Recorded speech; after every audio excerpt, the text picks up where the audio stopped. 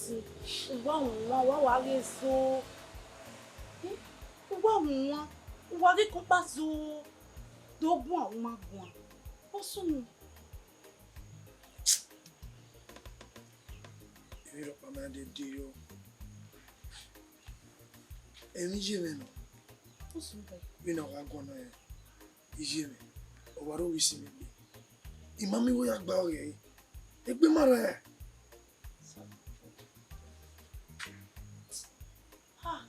hina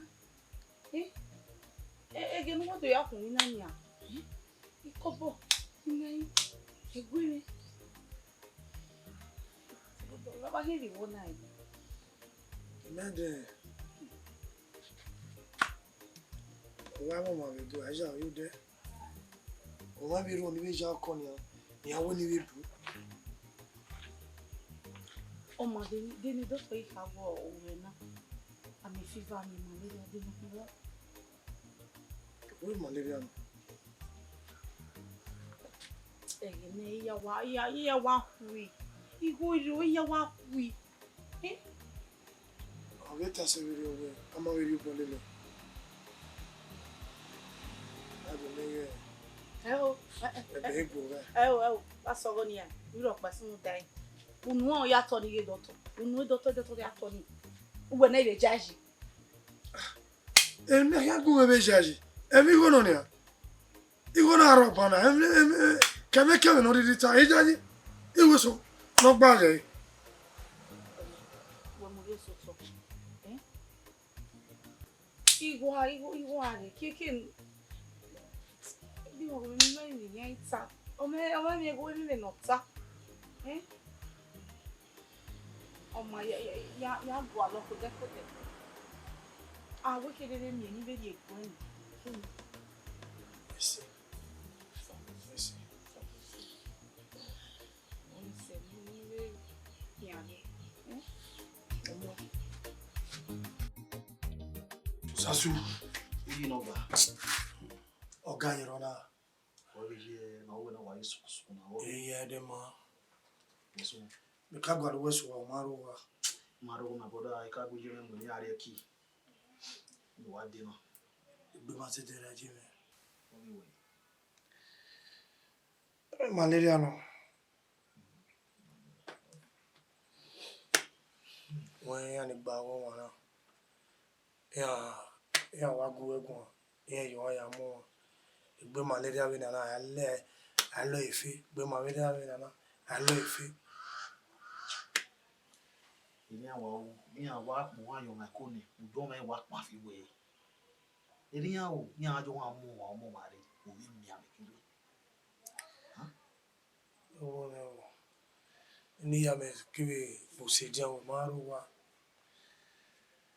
awe deni hire biro ya gwa lo re bai ni ya mo ari hospital na boda wo ni wo mi ro pa de ro ni me re ki ba me na ka mi jo mi we o so wa no wale 1000 mi ya de meji ba ti me we mo na mi ti mi awo no bi de go no ko lo so ni to mi wa re ma na ina no ka ma se ko ya wa mi bi na to pa no ke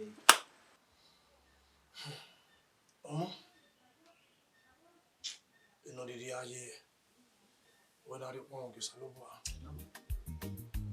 ta no gbe mami o desi te ware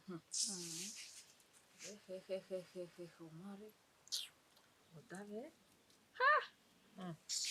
mami we ella wa que tá subindo ai me ro arriba ana ware ize mare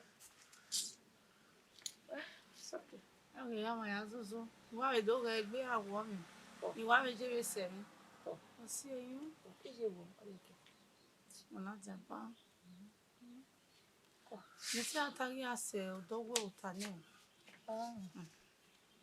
te do no we do ara mi igo momo mi ejuji egbe mo se de ra ye uji no age na ni a obiere mi iya wa mi roji o ti ya mi wi aso dowo do ami ege me ma bi ya agba wi je ije wa ro wi si mi gbe na kwa na já me aquele. Eu tô agora guieme. Eu tô a guieme. Guieme. Qua guieme me de gbe agbo ya gbe. Di kwa yenge o guieme. O go ni me mommy go nu we. Anse. Ni mommy go nu. Emi dano wari go me momo. Eti mi da so pa we ma be ne bo je na. We ma pe gege wo we kaka gba ya e kokoko. Me no je ke nu we je. E na be je wo ki me be ti. Ikero. Ani no go ma no mi go ri no ave na na salo bo man. Ija, o wa lo bi. Wa pon me we lo bi. E o we hia mi ri di me ni belo. Iwa re ma re. Ero. E gbe me. E go li dara. Uji me. Maybe me bi ha me ko me. Agbo lo go bi nya na. Sanu bo la o ne mi je do ne do. E wu. We nu je so ka me. We no ya we le gbo kan ni mo block. No ya money, one ba ni. Iwu na ni be, oni be ri go no ma. O ke we li pe di sen, pe di gbe ba. Iwo agba. La be ke. Okay, won ni gbona izun dawo. Awo. O sa ko. E no pa wuje. E no pa we. Ko dure. O de re ba re. Ona se we na o fun we si. Ri ya le si. Ah? Ba mo ji. Da o le ba ni re no pa wuje. When I wear le bouquet, non me bloque. Ok, moi le pede va pede asi beba. E go agba. O ni me go le go. Ni me go. Me mi go le re fu na mo ni me ami momo nu ji no ya sinije. Ni me go na mo le bouquet. O se, o ma mi re me o ma. E we ko. Ma mi re me wewe. De na ibe yunu ya akpa musika ko e uji me. O ma e go. Ah.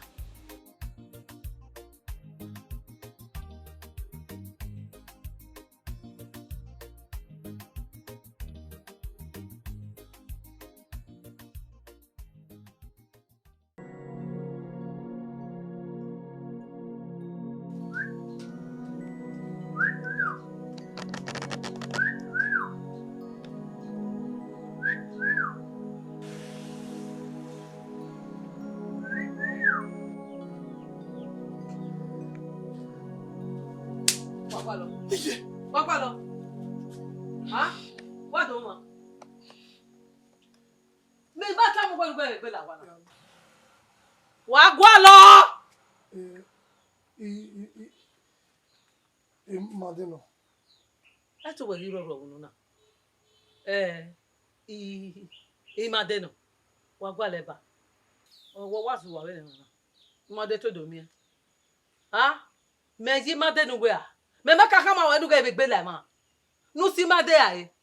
Guweti Ui ho aye. We be slippers ni ma de gba. Wa ya koke. Di muna no muna yi. No ya koko ive. E bi ni me gwaje na ni o ha me e to we. Wa mu me va begbe fuse. Wa mu e ko ne ne ma de adio wa. I ma ile to ne ma de eda. Anu gwa lo. We be muna. Di muna no muna yi. O ma eso muna. E o na gwa lo ive. Nu mwekone nu he yoto me kaka ma we ni nda we nuga ibegbe la ma na igwalere nho we uma na ru enwa ma ewe ma si lo egbe do di owu do ge no ge no ma se ba ugbe ize ta ma we ru bo ye kure oguri bo ye kure e nu gwa lo wa mi egbe da gogo ni digwe nu a nu ro bo ye kure ra bo ye kure uwe ti Uwe betana la gogo ari owa e be gbe la mana e be gbe la ma o zo bo be kun e me wa ma gwa e go we go me gwa me e ti agbe na omo me ga ni awon uma na ru enwa odo enoge e kene ati wezo e ga me we e be ni tana ni ugurie me wa si le gbe Bobo, me go ya ori. Wodia. Menu me ya ori le wa wodia wa fuwo.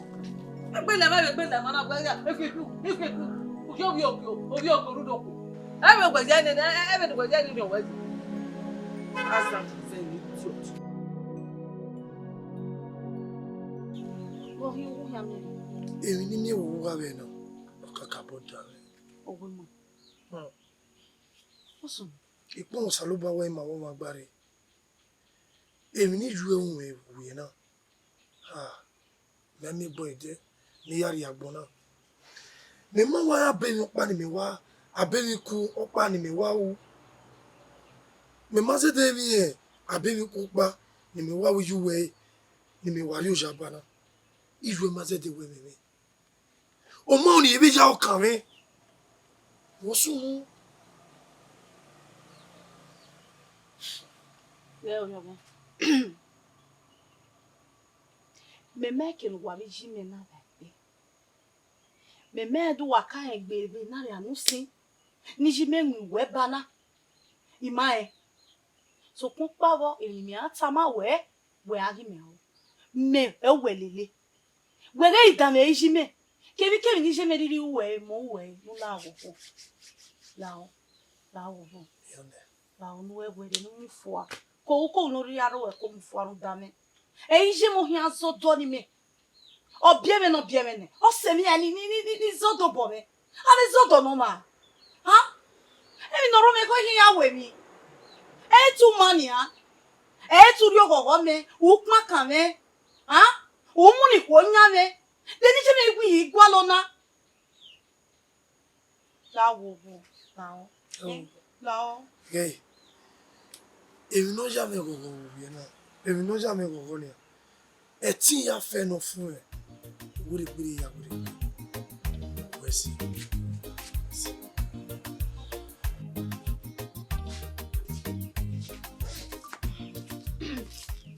Good day, mother. Wajo. Ya gyo ye. Iye ya mi gba kan. Ani ni.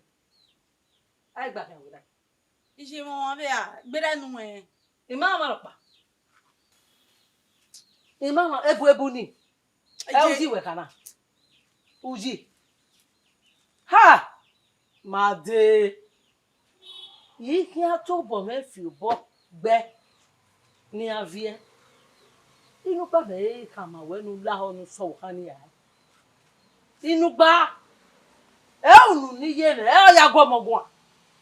Inu gba nu na nyi ho.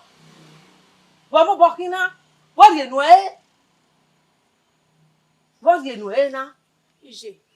Ma be we uji opia ni we mo. Ah. Me ni ya we mo e. Iri be ya we mi. Ha? Agbon na igi go ka o. O pe ni we mo eno. O pe anu we mo eno. Ga kiko ni. No ma mi ene gbe foni. Nene go na ya de slippers jogwe. Ha, made e tu mo se. O sa lo bo aji we gbolozo. Ipe ya re bo na. Ugwe fu e o. Gulele ni me go na ro ni. So ko bi ogwe. Mo dia. Ya no tapa. Made. Awo ko pe ni na mo ekonu e ba. Ya kin ne gbe me.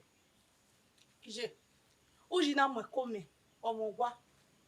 Uji mo gwa. Eyo ko kegbe. Eyo ri ba ne gbe. Wọ́n ṣe ní hina koko me. Wọ́n ṣe ní hina koko me. O pe me wi me iwe mo e, owe me me. Wọ́n ṣe. Ije ga ko ma be di oni. Ne me be na o me ba ku e. Iye ya nugbe mi go me go ni. E do pa ya sun e. E do pa. O pe o ko yan gba suse akwa are. Iye do amego.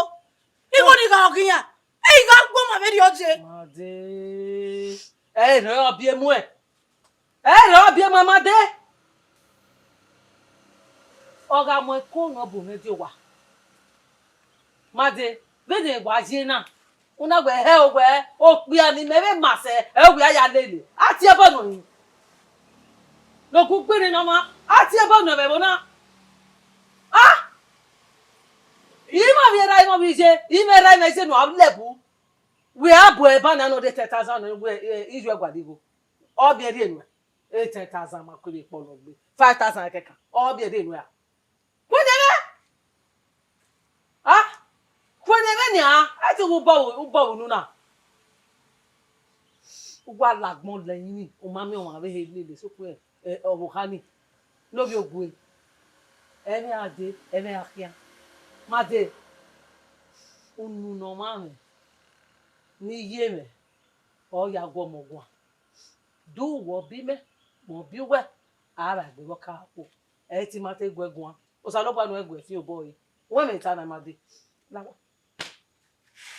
Ije oge ne mata iwe muji uji were mi iwe muji uji were me oni pa ideye ujori gbodun me o ujori gbodun if you want me if you want di mo bi o wo bi me a e wo wa na mi me na bu wo de na na udu enegbo e nu mi e na enegbe ugba e o uji ori gedunu e uji ori gedunu e gege ikogbogbo e epinigo e efisi ro epo obi ogbo agbo bi ogbo yin owu aguji umose e tu mose o so lo gba ti wo ka gbon ugba e o buji o wa gulele ha salobu awi mo na awu mo na beno salobu wa ji we gbo lo so ni o ma ya gbo lo pano be bo o na wo bi ogbo e ara gbe ọma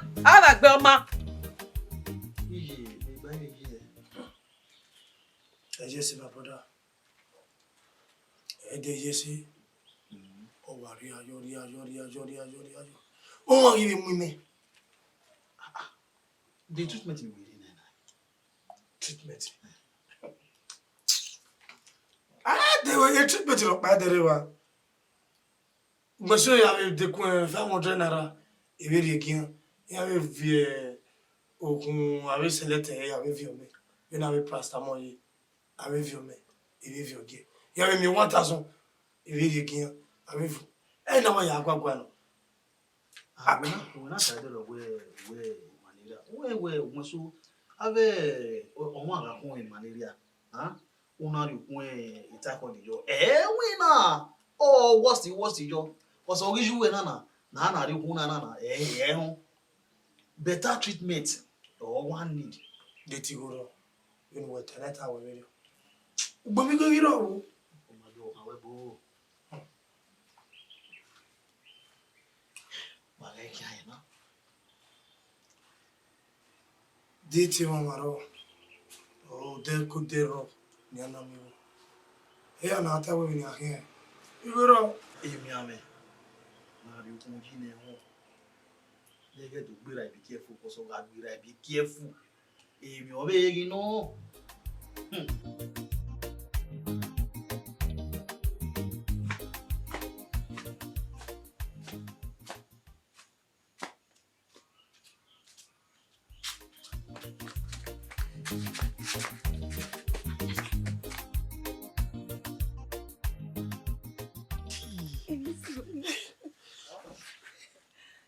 you know gay emi wa dame mi ko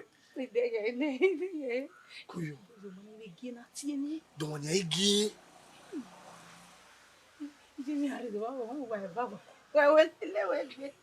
o wa pa kan ni keke no wa mi o wa pa kan o do ajo amu e ga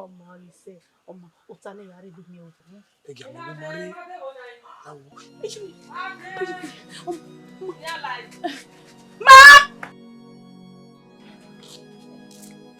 makede boyo made wo ya ya be ko wa mo ti le ko bi akela ja yo ko akela me mo awon ma pa me o ba ri sa mo ja me wa ego gwo we mo dia I ma guo wo ma to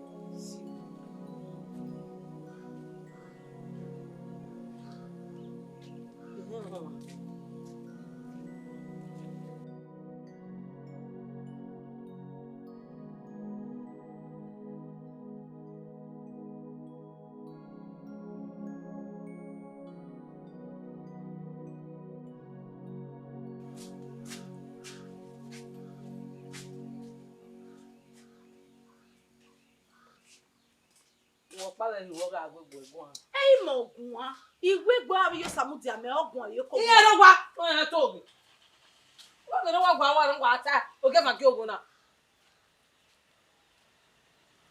mama o ve ata o ba ni da go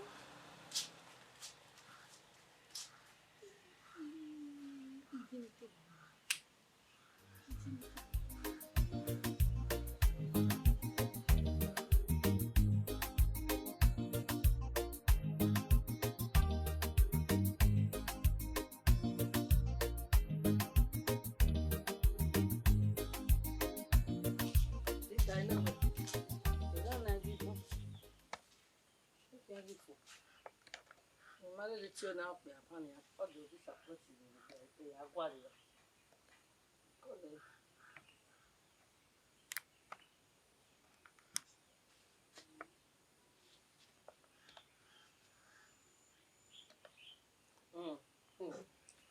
le no bode gbe domo sa ye kan wo we wa ni meti we ba ni ina giro we mana mo ina gi menia ke mana asuse ime na ke waroto ihoroto na rota ni me ime ihoroto eko shopase ni go do eko shi me 30,000 30,000 me we are me we are go nugbe uti me bo ade ma oma I will disappoint me o egbe nu ka o wa re be na pe de ha o mo na gun me won we se oma ya de we de na oni ma be de usi de ha ikwani ya na ogun me bi so we se ni me nita we me 30,000 oma o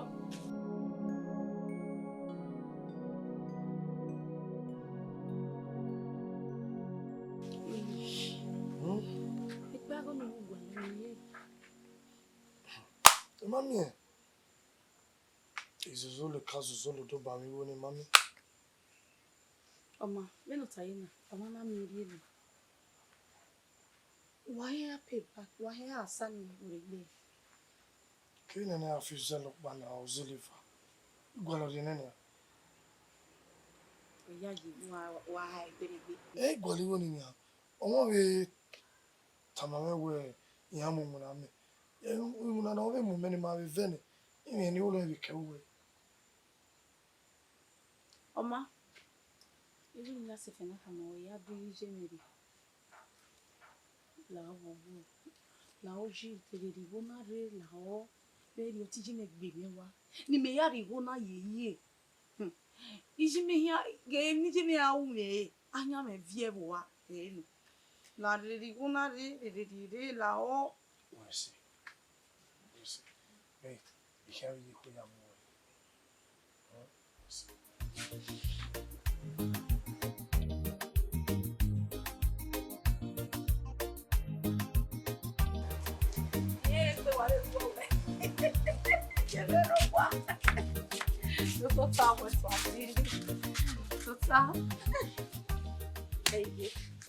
ona no gona wari me ajo wana igwero wa oji me agaro wa meri gwa. ni na bona ma yesu to Iye go masoto. O mu wese me pa me wu e mu a. you weni omo bi you weni egbo pa no hare gbori ye gbera we e fi won bi iye o ya gbo mo eri me bi you we ko Iye me wa ma ta be oni. Ude wa wi ma like we ma we wa no. Iye me wa da wa no mate no. Me yo so no. Anyway, ba oni bo ta so mi. Wi ba ni. very very nda we wa gi me nne ni fa o we wa be gbe ne Ime kere bi adi mama. Me gi je me wa. Ije mi ti awon ni. Ye o wo wa ni ari ba. we Ma me bi wo gba lele ni e. we ko da o Mo ti awon mu we ni na o. you we me no we you we ya mu ne o ma ta mu ne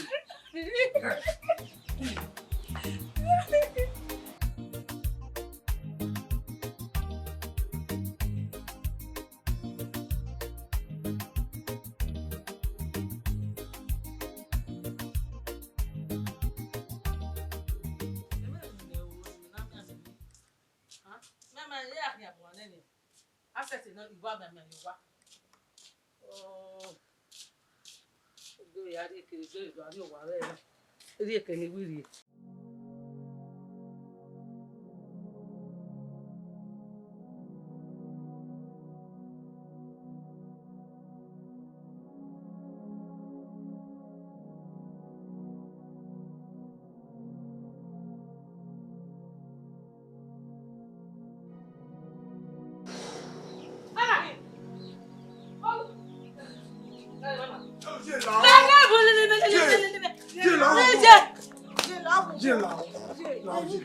Lao. Erika ge ungwale kino anake me ari emi no makon. Me makama wanu ge be fe wela. You come on. E mani me to bi medu. Unwo me ni meji tu se ya le. Una la wona ya. Aje la wo e. Je me ke kan e. Ọmọ náà kó má rí ẹ bẹ́ẹ̀ sọ. Ọmọ mi ìyá tẹ ẹ me ma. Ìyá tẹ mi me ma we na. Ni sun yo we gwa. Ni me sun yo we gwa. Ni me la gogo. Ni la gogo. Ko ha ma mu e, oriri ma mu e. E be ni ma Ọmọ náà ni kó má rí ẹ bẹ́ẹ̀ sọ mu pa. Ẹ sọ mu pa. Baba ale kinu wa le kina. Iya se le bo me, wa bo me le o. Iya se. Wa le kina. Aba gbe bo ni me bie. Wo na we ha ni me. Una wo he ni me ta. Aba gbe. Okay da me. O ta be de la ira gbon. Ogburi ya. Tete ra gbon ya. Eni gbe una gbe awe, o ha gi we da we. Ebe ni me le yo gbe we akore do ri o. Una mo so we me gbe ma ko. Una wo no ri me keni. Aka ka ye ni awe. Ije me. Ije. Hai mi gbe na. Ha?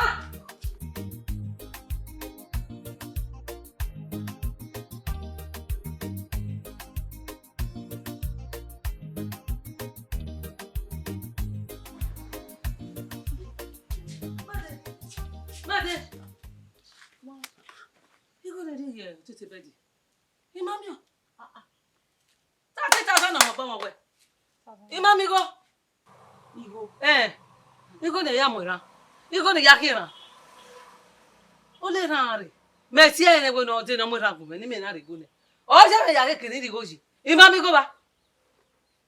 O je mu dia o. Gwe me gbe go ni bo wa na ke da. 30,000. Gwe me gbe go ni bo wa. Me tu we me gbe go ruda, me ta mo de ge gbe go ni oru wa na. Made. Ha. Igo ni me ya tueki. Ido akuka muka. Eti eko igo me le kia. Igo ni ya tueki. Ibe do atama we ya. Ya tueki. Ni me ana tetama we gbe me igo me ya tueki. Ha? Ọmọ ni se. O tete be je ine wa temu ine wa ri yi ba. Ọmọ oni se. O gbe so ni wa yo go bori igo yin. O ze gbalagbala o mi ma ye pe fanu kiri. Made ima ya go bori go yin. Iye kiri gwa le gi. Ina gbala ese lo fi no kuku. Ina de o tete be di. Wa te be di mu na wa fiefio. Imami o. Iye ọmọ egbe nu na me ki o ma de na ni awe won awon mi ro ise gbon so wa we bidi gbe tu ma kiri. Di mana ri ba ise a o na won bidi. Awe ma e me bidi ma kiri di goji. Ibe ki o ma we ri o. Wege ile li me gui me we ri na da ya nu ku me afu e gba lo. Na ki na yi.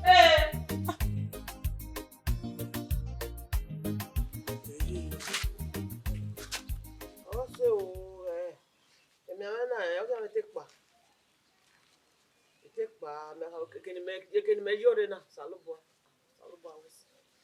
awesi o asere di ose Ogo me gije. Me bi po salobo awesi Oga we. Wa ti mu me ne. Bena bi po salobo iya ya po me imade. Dege imade a ri e ko egbon ne. Imado ibe ya ri go origine. Ya gba wo we. Esinu kwa. salobo o mo ni sabana fi agbe Se o. salobo fi agbe o bege Dona be mi we tu wo bi pon won. ije ya pon mo o awesi pon mo me wo bi pon mo me wi me we awesi aba de bai Se o.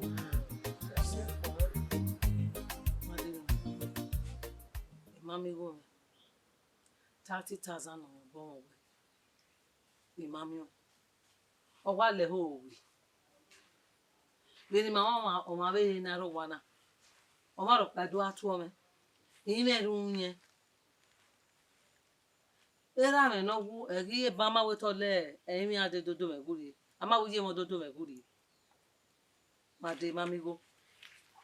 Uhun wa. Ha? Ka no me ne de ro ni na igbi ma ri. Ma de mama be gbarugba na. O ma ni ma bo gbarugba e kan no igo. be ebe ma agu ma wa ba igbaru ba o kan no e no si eni na no we na we ike wa me mi o ne 30,000 wa gbe be no wa gbe o be ri o be ni su ese we to bugu e se no gi am se bu na na ma make na e ma make na da 30,000 se lo fin igba yi wa gede ni gba yo we no ri mi na mi ma mi o agiri mego na o ma be di o wa na dori mego mama no digo me mama no digo who's your dome gori ni ke ka mo we ege wo kan ni la wana ege wo kan ni fe we la wana o ma ho lu da atakpala pa do goji e uji ki e o ki ade no duro di e ma ni dun ni ede lo do mego uji e ba ke kan do e oji we ya paleke ni di goji oji age mi ma ni awa alawa ni ekele goji ne uji no mo pagbe be ke ni mo pagbe be ma ya la wa re to ta ya so ari ba e omo pagbe ke no to ta ibo ye ya o ima pa be ni ya mo ne awe mo ma no he yo wa o ego e do pagbe do ma pagbe uwe e uji ori mego e uji ma de you no agbo no mo ije uji iye ta uji uji ori mego uji ori mego uji ino we si gba ha ne o me ra me de ama we kia we no ro mo ni auna e no ri mo ni mi auna ebo e ke ya mu gbe no mo le ebo ni me ya bi gwe na mo te ko de koko we se bi na igo be ma gu edede mede igo be ma egwu je be na mi he we uki ubi ne e ba igo be ka do agwi ije ma agwa o be ri o me mama be dana na de 30,000 bai agwa le e bi mo ni ya nu wo na ri e ba na de 30,000 na do o be le we o be la gbon we o gwa ujo ri abagbe me ga di mo e bo gbe no ri me ro ni e bo ni e ga du za ne o ka me la no pe gbe lawa o ni wa ti we ba iya mi oji igo ni ni aije mi wa ki agbe yo ro wa o ki egbe yo nko mo e do we ni go wa ri mi ni di ge wa ya we mi wa unde do fi baba na ima mi wo Zegbe emi ya no ma de yo no kime kijime ma wa nwu na kode na do mewi wo na do lade ma Zegbe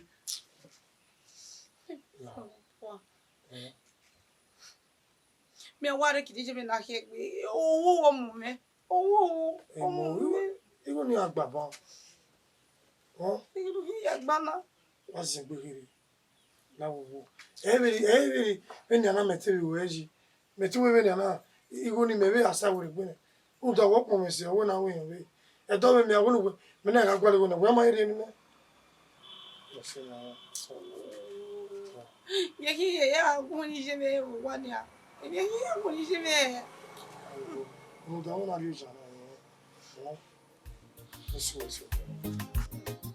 iviri wa la ere la wo mo ko ni akwere mo mwere yo wa o ba wa kwere mo mwere yo wa na gwa na e ije me ene we igo ni ya dun ego ni ijo he ni ya du ere ije me ene o gbe ya wo ni he we ta me ba na kama weze bo se ni ya o se we no ni hi to se we no ni hi we ke yari e we ha me a we ke yari rijwe ni we be zo bi yo meme a ni meme na kama we e o ge jo o ga hian ge ri e o yari e we ma we gba zo bi yo a ai ma de e bo ri do over we ni a o ka we ere lawa ahian ere ni no gion we gi wa